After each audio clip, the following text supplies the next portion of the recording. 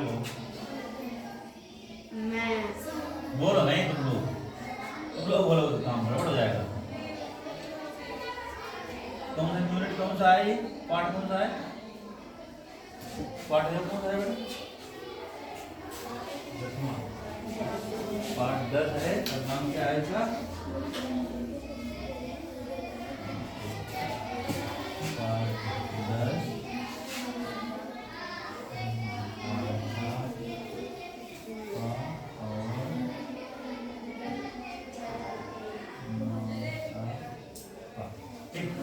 चालू चालू चालू रखो, हम कट कर देंगे।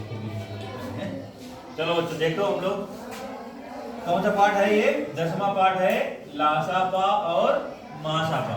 लासापा का मतलब है लघुत्तम समापवर्त और मासापा का मतलब है महत्तम समापवर्तक। ठीक, इससे पहले तुम लोगों ने अपवर्तक और अपवर्त दोनों चीजें पढ़ी।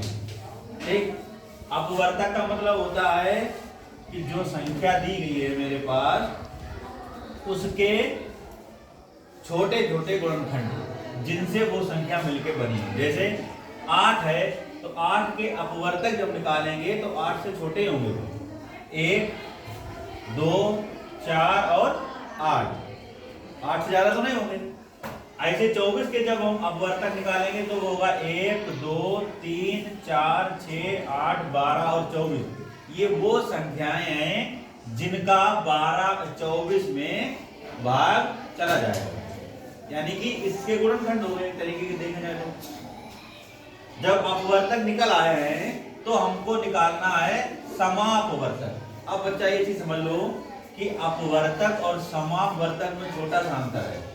अपवर्तक जो होगा वो एक संख्या के एक तरीके के गुणनखंड होंगे और जो समापवर्तक होगा वो एक से ज्यादा संख्याओं के अपवर्तक में जो संख्याएं कॉमन होगी यानी दोनों जगह होगी वो समापवर्तक कहलाएंगे।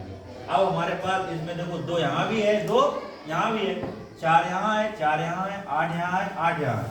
तो ये सारे के सारे क्या है? समापवर्तक हैं। ये अपवर्तक नहीं है। अपवर्तक कब तक थे? जब तक एक एक संख्या के थे। 8 के थे तो अपवर्तक थे, 24 के थे तो अपवर्तक थे। लेकिन अब क्या है? अब समापवर्तक हो गए क्योंकि दोनों संख्याओं में कॉमन वाले अपवर्तक उठा लिए गए। ये अपवर्तक हो गए 2 4 8। अब हमारा प्रश्न क्या है?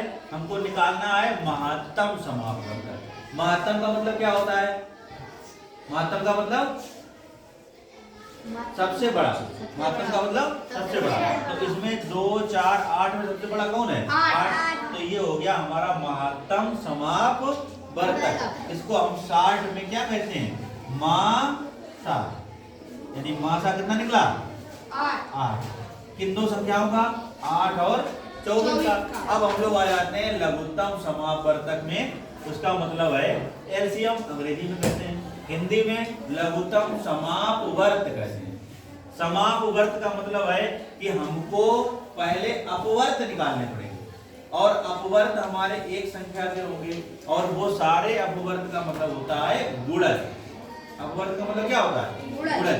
इसका मतलब क्या था अपवर्तक का? गुणनखंड। ये हो गया 12 के अपवर्तक हम निकालेंगे तो 12 24 36 48 60 72 इससे आगे भी होंगे और सारे अपवर्तक बेटा 12 से यानी दी गई संख्या से बड़े ही होंगे, छोटे नहीं। ऐसे 18 है तो इसके भी अपवर्तक हमने लिख लिए।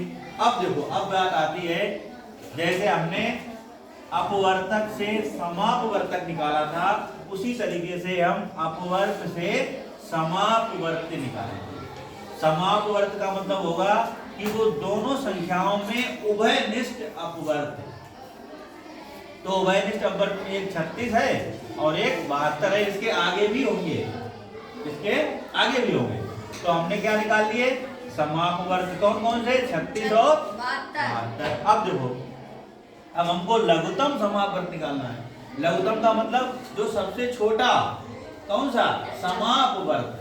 यानी कि दोनों अपवर्त में, दोनों संख्याओं के अपवर्त में जो उभयनिष्ठ हो और सबसे छोटा हो उसको कहेंगे हम लघुत्तम समावर्त, इसको 60 में हम लोग लिख देते हैं लासापा। तो इसका मतलब हो गया 36 हमारा क्या हो गया, लासा। और भी 60 में लिखते हैं तो केवल लासा लिख देते हैं 36। ठीक, जैसा इसका अंग्रेजी में भी नाम है LCM, तो लोएस्ट कॉमन मल्टीपल, मल्टीपल माने गुणज। ये है HCF, हाईएस्ट कॉमन फैक्टर। ठीक है, तो ये गुणनखंड है और ये गुणज है। समझ गए बेटा? हमेशा एक ध्यान रखेंगे कि जो लासा होगा वो हमारा दी गई संख्याओं से बड़ा होगा या बराबर होगा। मासा जो होगा वो दी गई संख्याओं में किसी संख्या के बराबर या उन दोनों से छोटा होगा। ठीक, इतना समझ गए? अब सवाल है, बस बस।